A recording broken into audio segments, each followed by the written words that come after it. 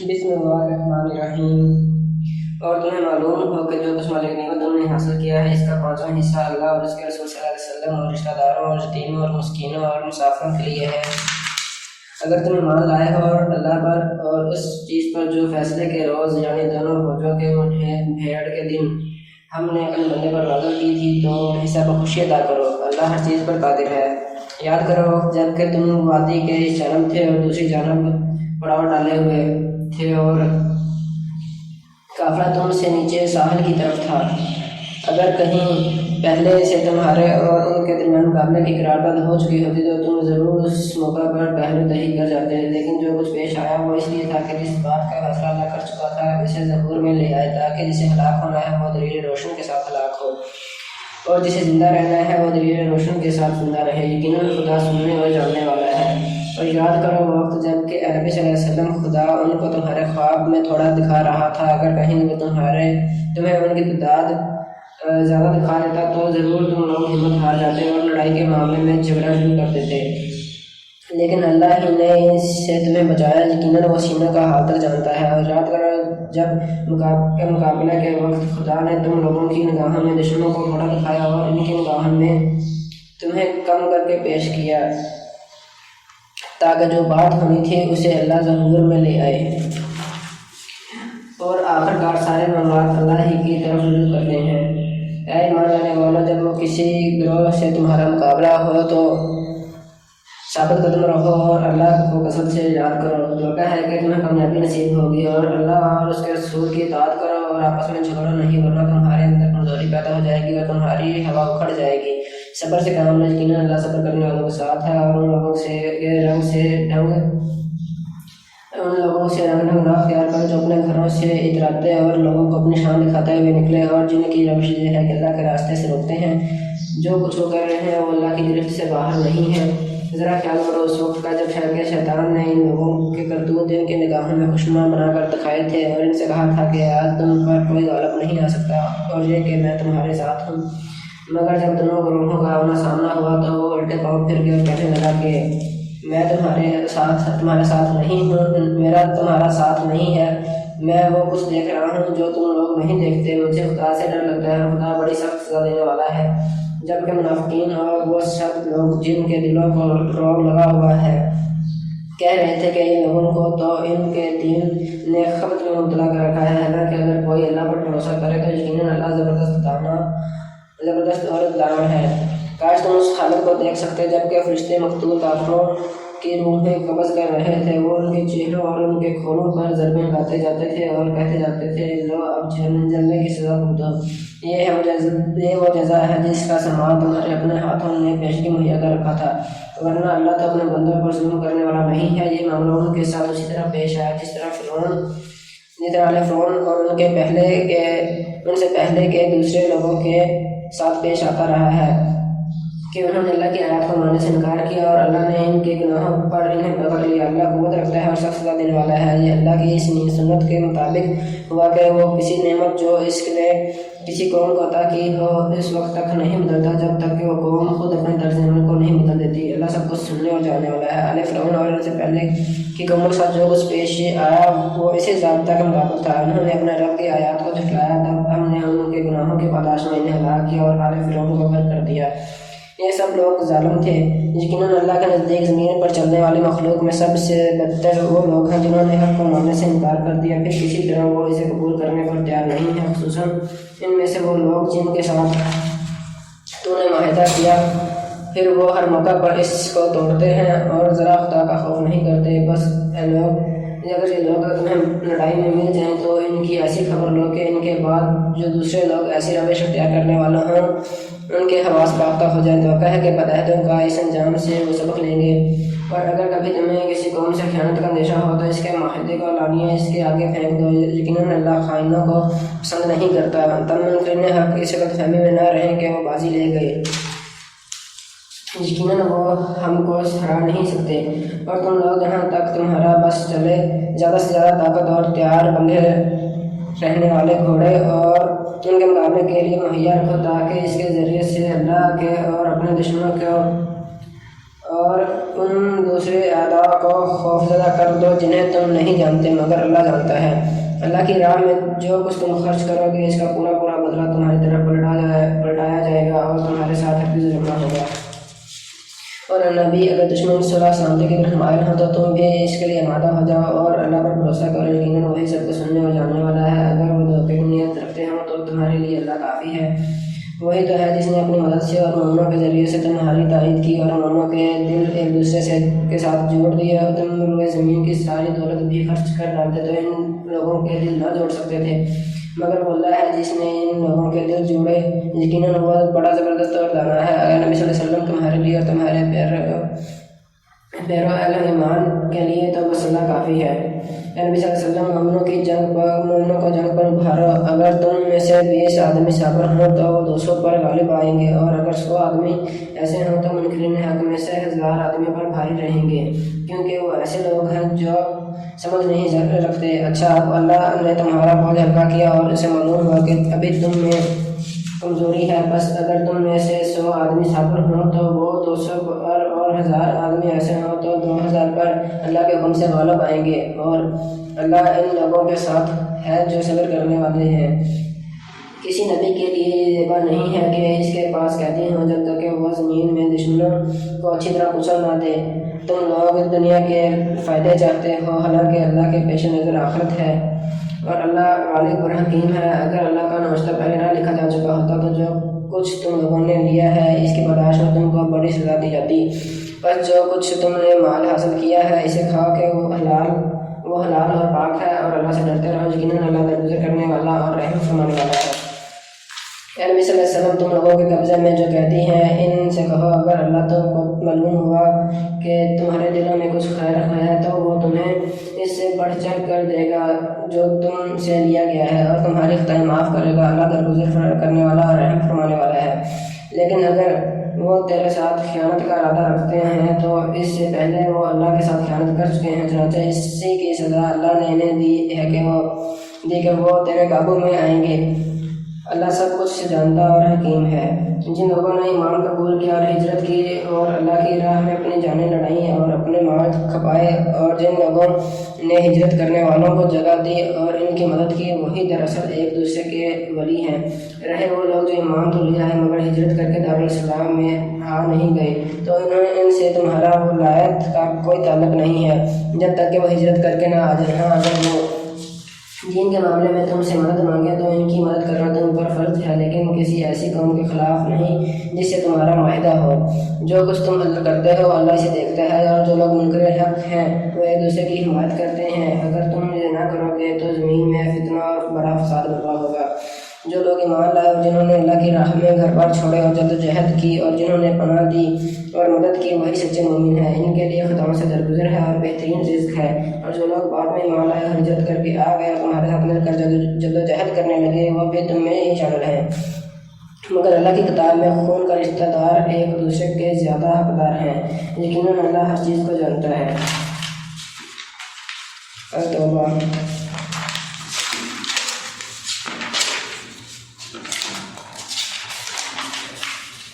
اعلان برات ہے اللہ اور اس کے رسول کی طرف سے ان مشرکین کو جن سے تم نے معاہدے کیے تھے، بس تم لوگ ملک میں 4 مہینے اور چل پھر لو، اور پھر جان رکھو کہ تم اللہ کو عاجز کرنے والے نہیں ہو، اور اللہ یہ کہ اللہ منکرین حق کو رسوا کرنے والا ہے۔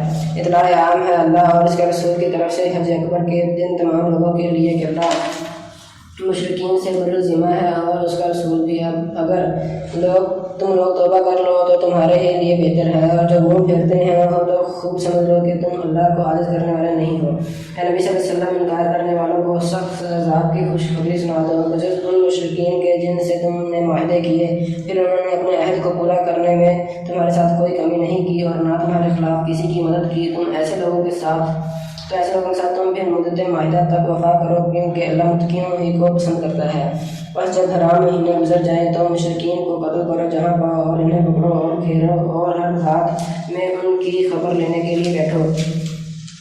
پھر اگر وہ توبہ کر لے اور نماز قائم کرے اور زکوٰۃ دے تو انہیں چھوڑ دو، اللہ درگزر کرنے والا رحم فرمانے والا ہے۔ اور اگر ان مشرکین میں سے کوئی شخص پناہ مانگ کر تمہارے پاس آنا چاہے تاکہ اللہ کا کلام سنے تو اسے پناہ دے دو یہاں تک کہ وہ اللہ کا کلام سن لے، پھر اسے اس کے مامن تک پہنچا دو۔ اس لیے کرنا چاہیے کہ یہ لوگ علم نہیں رکھتے۔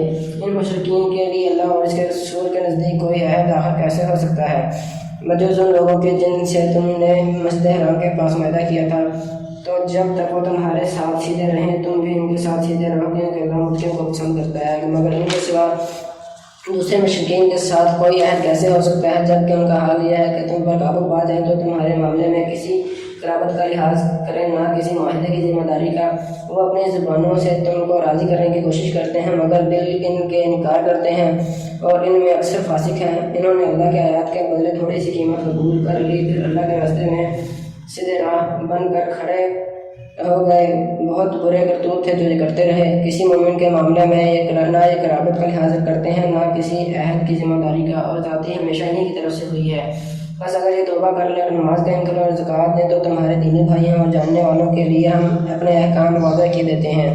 اور اگر عہد کرنے کے بعد یہ پھر اپنی قسموں کو توڑ ڈالیں تو تمہارے دین پر حملہ کرنے کی کوشش کرتے ہیں تو کفر کے علم برداروں سے جنگ کرو، کیونکہ ان کی قسموں کا کوئی اعتبار نہیں، شاید کہ پھر تلوار ہی کے زور سے وہ باز آئیں گے۔ کیا تم نہ لڑو گے ایسے لوگوں سے جو اپنے عہد توڑتے رہے ہیں اور جنہوں نے رسول کو ملک سے نکال دینے کا قصد کیا تھا اور ذاتی کی ابتدا کرنے والے وہی تھے؟ کیا تم ان سے ڈرتے ہو؟ اگر تم مومن ہو تو اللہ اس کا زیادہ مستحق ہے کہ ان سے ڈرو، ان سے لڑو۔ اللہ تمہارے ہاتھوں سے ان کو سزا دلوائے گا اور انہیں ذلیل و خوار کرے گا، اور ان کے مقابلے میں تمہاری مدد کرے گا اور بہت سے مومنوں کے دل ٹھنڈے کرے گا اور ان کے قلوب کی جلن مٹا دے گا، اور جسے چاہے گا توبہ کی توفیق بھی دے گا۔ اللہ سب کچھ جاننے والا اور دانا ہے۔ کیا تم لوگوں نے یہ سمجھ رکھا ہے کہ یوں ہی چھوڑ دیے جاؤ گے، حالانکہ ابھی اللہ نے تو یہ دیکھا ہی نہیں کہ تم میں سے کون لوگ ہیں جنہوں نے اس کی راہ میں جان فشانی کی اور اللہ اور رسول اور مومنین کے سوا کسی کو جگری دوست نہ بنایا۔ جو کچھ تم کرتے ہو اللہ اس سے باخبر ہے۔ مشرکین کا یہ کام نہیں ہے کہ وہ اللہ کی مسجدوں کے مجاور اور خادم بنے، حالانکہ اپنے اوپر وہ خود کفر کی شہادت دے رہے ہیں۔ ان کے تو سارے اعمال ضائع ہو گئے اور جہنم میں انہیں ہمیشہ رہنا ہے۔ اللہ کی مسجدوں کا آبادکار، مجاور اور خادم تو وہی لوگ ہو سکتے ہیں جو اللہ کے اور روز آخر کو مانیں اور نماز قائم کریں، زکوٰۃ دیں اور اللہ کے سوا کسی سے نہ ڈریں۔ انہیں سے یہ توقع ہے کہ سیدھی راہ چلیں گے۔ کیا تم لوگوں نے حاجیوں کو پانی پلانے اور مسجد حرام کی مجاوری کرنے کو اس شخص کے کام کے برابر ٹھہرا لیا ہے جو ایمان لایا اللہ پر اور روز آخر پر، اور چاہے جس نے جان فشانی کی ہے اللہ کی راہ میں؟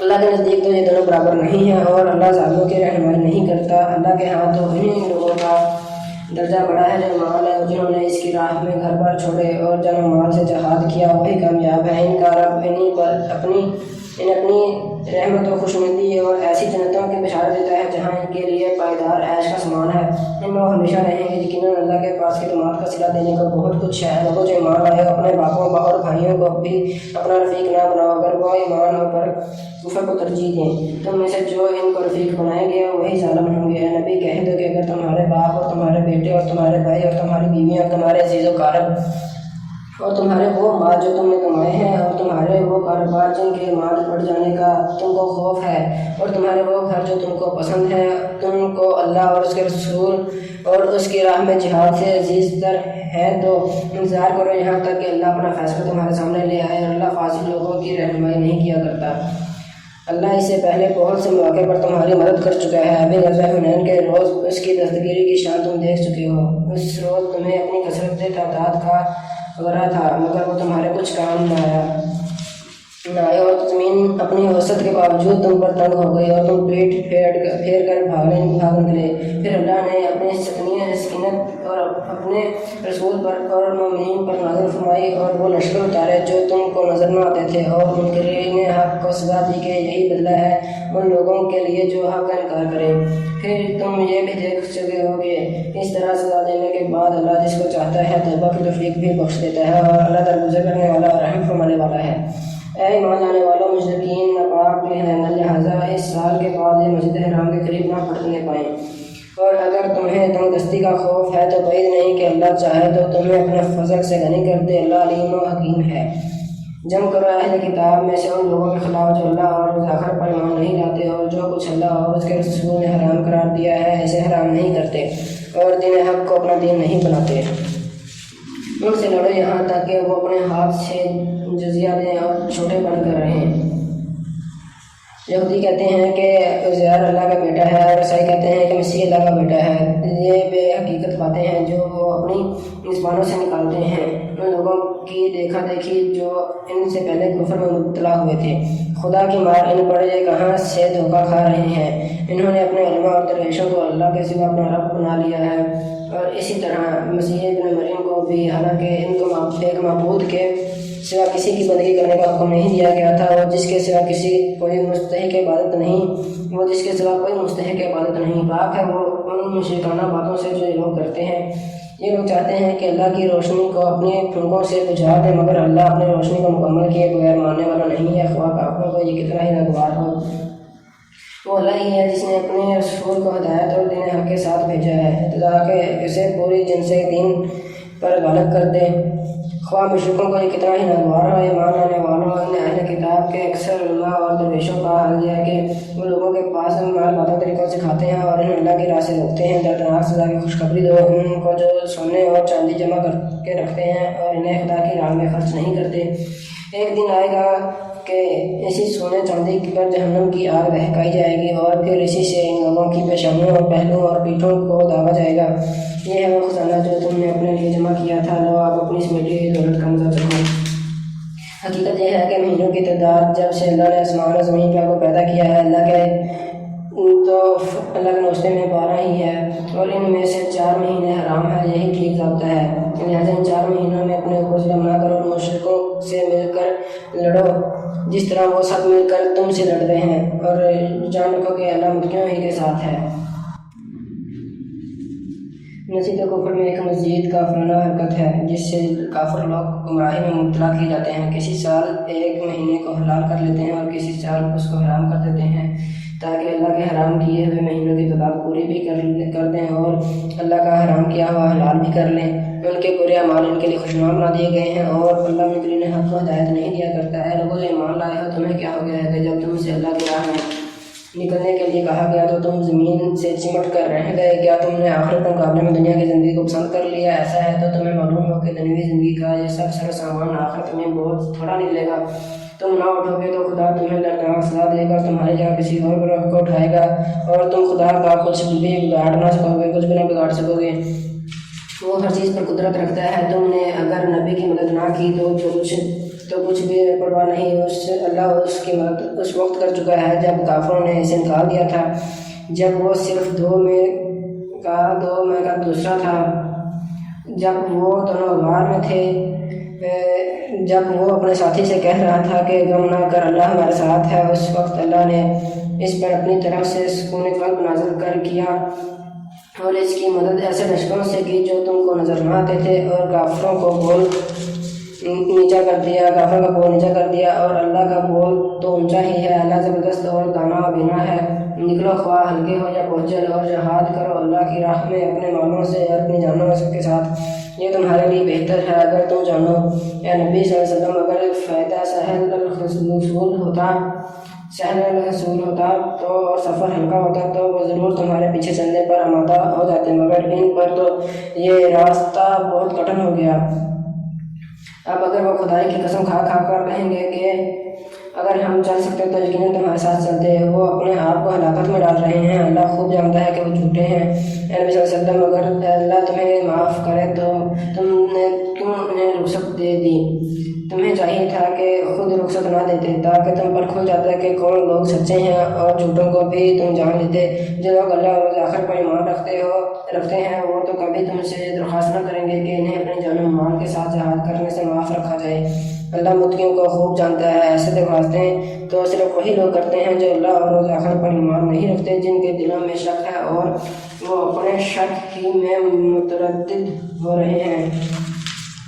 اگر واقعی ان کا ارادہ نکلنے کا ہوتا تو وہ اس کے لیے کچھ تیاری کرتے، لیکن اللہ کو ان کا اٹھنا پسند ہی نہ تھا، اس لیے کہ اس نے انہیں سست کر دیا اور کہہ دیا گیا کہ بیٹھے رہو بیٹھنے والوں کے ساتھ۔ اگر وہ تمہارے ساتھ نکلتے تو تمہارے اندر خرابی کے سوا کسی چیز کا اضافہ نہ کرتے، وہ تمہارے درمیان فتنہ پردازی کے لیے دوڑ دھوپ کرتے، اور تمہارے گروہ کا حال یہ ہے کہ ابھی اس میں بہت سے ایسے لوگ موجود ہیں جو ان کی باتیں کان لگا کر سنتے ہیں۔ اللہ ان ظالموں کو خوب جانتا ہے، اس سے پہلے بھی ان لوگوں نے فتنہ گیری کی کوششیں کی ہیں اور تمہیں ناکام کرنے کے لیے ہر طرح کی تدبیروں کا الٹ پھیر کر چکے ہیں، یہاں تک کہ ان کی مرضی کے خلاف حق آ گیا اور اللہ کا کام ہو کر رہا۔ ان میں سے کوئی ہے جو کہتا ہے کہ مجھے رخصت دے دیجیے اور مجھ کو فتنے میں نہ ڈالیے، سکون رکھو، فتنے ہی میں تو یہ لوگ پڑے ہوئے ہیں اور جہنم نے ان کافروں کو گھیر رکھا ہے۔ تمہارا بھلا ہوتا ہے تو انہیں رنج ہوتا ہے، اور تم پر کوئی مصیبت آتی ہے تو یہ منہ پھیر کر خوش پلٹتے ہیں اور کہتے جاتے ہیں کہ اچھا ہوا ہم نے پہلے ہی اپنا معاملہ ٹھیک کر لیا تھا۔ ان سے کہو ہمیں ہرگز کوئی برائی یا بلائی نہیں پہنچتی مگر وہ جو اللہ نے ہمارے لیے لکھ دی ہے، اللہ ہی ہمارا مولا ہے اور اہل ایمان کو اسی پر بھروسہ کرنا چاہیے۔ ان سے کہو تم ہمارے معاملے میں جس چیز کے منتظر ہو وہ اس کے سوا کیا ہے کہ دو بھلائیوں میں سے ایک بھلائی ہے، اور ہم تمہارے معاملے میں جس چیز کے منتظر ہیں وہ یہ ہے کہ اللہ خود تم کو سزا دیتا ہے یا ہمارے ہاتھوں دلاتا ہے۔ اچھا تو اب تم بھی انتظار کرو اور ہم بھی تمہارے ساتھ منتظر ہیں۔ ان سے کہو تم اپنے مال خواہ راضی و خوشی خرچ کرو یا بکرات بہرحال قبول نہ کیے جائیں گے، کیونکہ تم فاسق لوگ ہو۔ ان کے دیے ہوئے مال قبول نہ ہونے کی کوئی وجہ اس کے سوا نہیں ہے کہ انہوں نے اللہ اور اس کے رسول کے سے کفر کیا ہے۔ نماز کے لیے آتے ہیں تو کسمساتے ہوئے آتے ہیں اور راہ خدا میں خرچ کرتے ہیں تو باطل ناخواستہ خرچ کرتے ہیں۔ ان کے مال و دولت اور ان کی کثرت اولاد کو دیکھ کر دھوکہ نہ کھاؤ، اللہ تو چاہتا ہے کہ انہی چیزوں کے ذریعے سے ان کو دنیا کی زندگی میں بھی مبتلا عذاب رکھے اور یہ جان بھی دیں تو انکار حق ہی کی حالت میں دیں۔ وہ خدا کی قسم کھا کر کہتے ہیں کہ ہم تمہیں میں سے ہیں، حالانکہ وہ ہرگز تم سے نہیں ہیں۔ اصل میں تو وہ ایسے لوگ ہیں جو تم سے خوفزدہ ہیں۔ اگر وہ کوئی جائے پناہ پا لیں تو کوئی کھو یا گھس بیٹھنے کی جگہ تو بھاگ کر اس میں جا چھپیں۔ نبی صلی اللہ علیہ وسلم ان میں سے بعض لوگ صدقات کی تقسیم پر تم پر اعتراضات کرتے ہیں، اگر اس مال میں سے انہیں کچھ دے دیا جائے تو خوش ہو جائیں اور نہ دیا جائے تو بگڑنے لگتے ہیں۔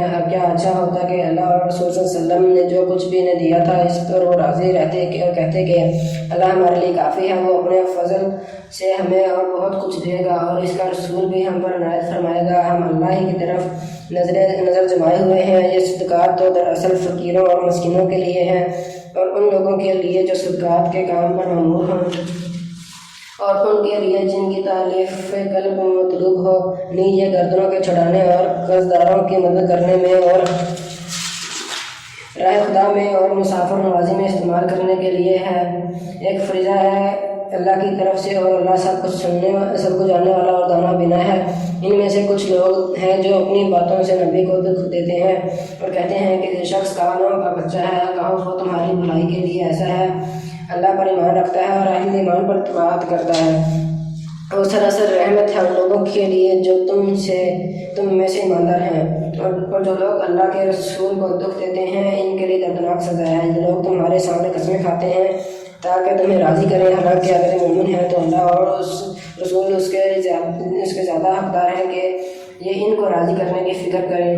کیا انہیں معلوم نہیں ہے کہ جو اللہ اور اس کے رسول کا مقابلہ کرتا ہے اس کے لیے دوزخ کی آگ ہے جس میں وہ ہمیشہ رہے گا، یہ بہت بڑی رسوائی ہے۔ یہ منافق ڈر رہے ہیں کہ کہیں مسلمانوں پر کوئی ایسی صورت نازل نہ ہو جائے جو ان کے دلوں کے بھید کھول کر رکھ دے۔ نبی صلی اللہ علیہ وسلم ان سے کہو اور مذاق اڑاؤ، اللہ اس چیز کو کھول دینے والا ہے جس کے کھول جانے سے تم ڈرتے ہو۔ اگر ان سے پوچھو کہ تم کیا باتیں کر رہے تھے تو جھٹ کہہ دیں گے کہ ہم تو ہنسی مذاق اور دلگی کر رہے تھے۔ ان سے کہو کیا تمہاری ہنسی دلگی اللہ اور اس کی آیات اور اس کے رسول ہی کے ساتھ تھی؟ اب حضرات نہ تراشو، تم نے ایمان لانے کے بعد کفر کیا ہے۔ اگر ہم نے تم میں سے ایک گروہ کو معاف کر بھی دیا تو دوسرے گروہ کو تو ہم ضرور سزا دیں گے کیونکہ وہ مجرم ہیں۔ منافق مرد اور منافق عورتیں سب ایک دوسرے کے ہم رنگ ہیں، برائی کا حکم دیتے ہیں اور برائی سے منع کرتے ہیں اور اپنے ہاتھ خیر سے روکے رکھتے ہیں۔ یہ اللہ کو بھول گئے تو اللہ نے بھی انہیں بلا دیا۔ یقیناً یہ منافق ہی فاسق ہے۔ ان منافق مردوں اور عورتوں اور کافروں کے لیے اللہ نے آتش دوزخ کا وعدہ کیا ہے جس میں وہ ہمیشہ رہیں گے، وہی ان کے لیے موزوں ہے۔ ان پر اللہ کی پھٹکار رہے اور ان کے لیے قائم رہنے والا عذاب ہے۔ تم لوگوں کے رنگ ڈھنگ وہی ہیں جو تمہارے پیشروؤں کے تھے، وہ تم سے زیادہ زوراور اور تم سے بڑھ کر مال اور اولاد والے تھے۔ پھر انہوں نے دنیا میں اپنے حصے کے مزے لوٹ لیے اور تم نے بھی اپنے حصے کے مزے اسی طرح لوٹے جیسے انہوں نے لوٹے تھے، اور ویسے ہی پیسوں میں تم بھی پڑے جیسے پیسوں میں وہ پڑے تھے۔ ان کا انجام یہ ہوا کہ دنیا و آخرت میں ان کا سب کیا دھڑا ضائع ہو گیا اور وہی خسارے میں ہے۔ کیا ان لوگوں کو اپنے پیشروؤں کی تاریخ نہیں پہنچی؟ نوح علیہ السلام کی قوم عاد اور سمود، ابراہیم علیہ السلام کی قوم مدین کے لوگ اور وہ بستیاں جنہیں الٹ دیا گیا، ان کے رسول ان کے پاس کھلی نشانیاں لے کر آئے۔ پھر یہ اللہ کا کام نہ تھا کہ ان پر ظلم کرتا، مگر وہ آپ ہی اپنے اوپر ظلم کرنے والے تھے۔ مومن مرد اور مومن عورتیں یہ سب ایک دوسرے کے رفیق ہیں، بھلائی کا حکم دیتے ہیں اور برائی سے روکتے ہیں، نماز قائم کرتے، زکوٰۃ دیتے ہیں اور اللہ اور اس کے رسول صلی اللہ علیہ وسلم کی اطاعت کرتے ہیں۔ یہ وہ لوگ ہیں جن پر اللہ کی رحمت نازل ہو کر رہے گی۔ یقیناً اللہ سب پر غالب اور حکیم و دانا ہے۔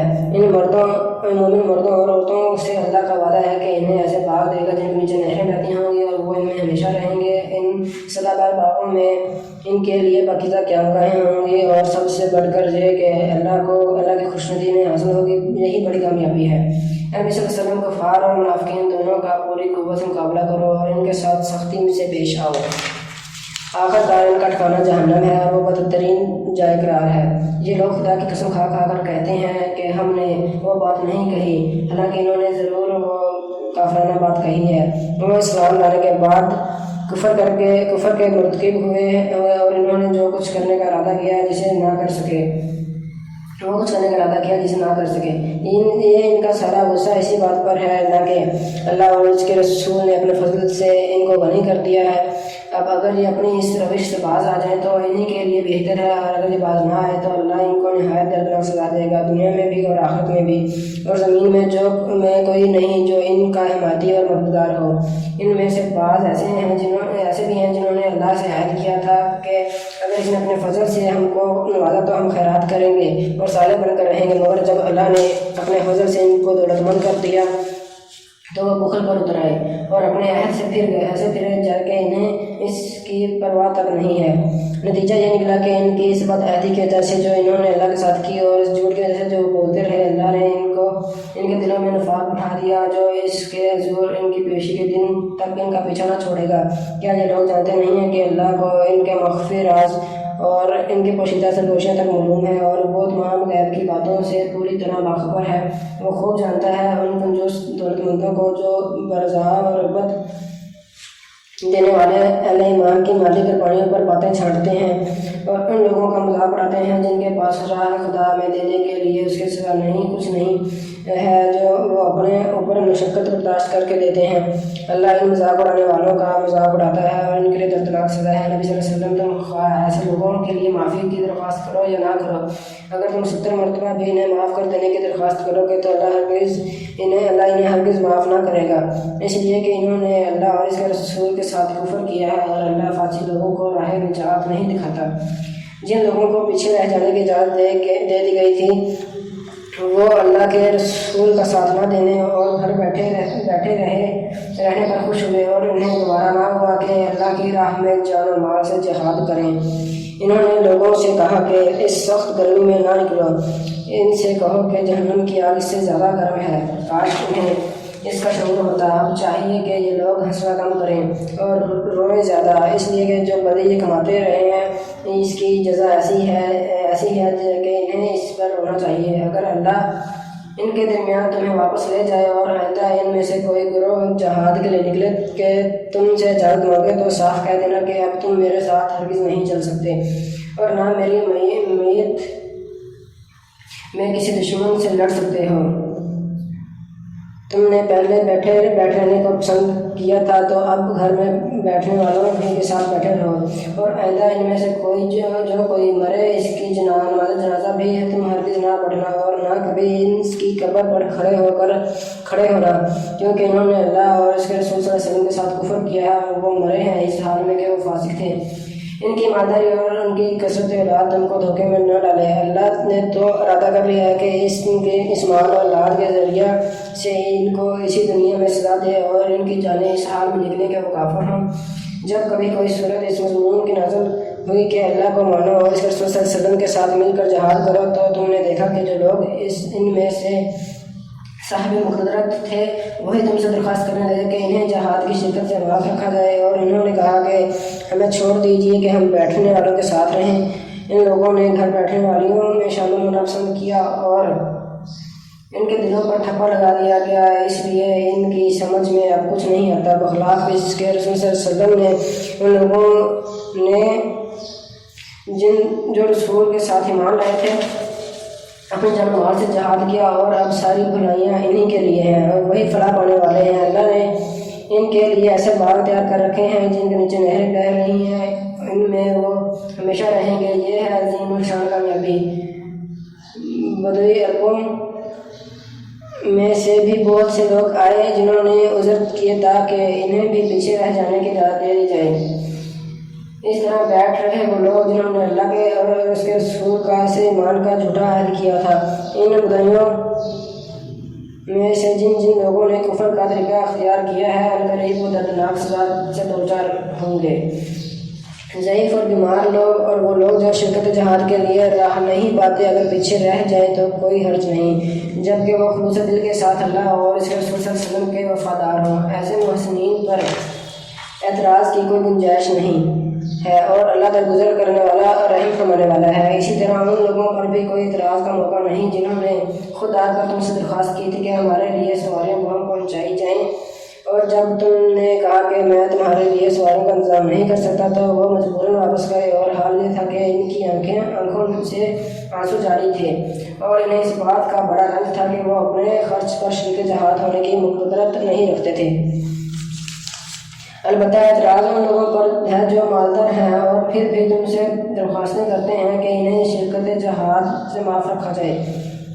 انہوں نے گھر بیٹھنے والیوں میں شامل ہونا پسند کیا اور اللہ نے ان کے دلوں پر ٹھپا لگا دیا، اس لیے اب یہ کچھ نہیں جانتے کہ اللہ کے ہاں ان کی اس روش کا کیا نتیجہ نکلنے والا ہے۔ امنت باللہ صدق اللہ العظیم۔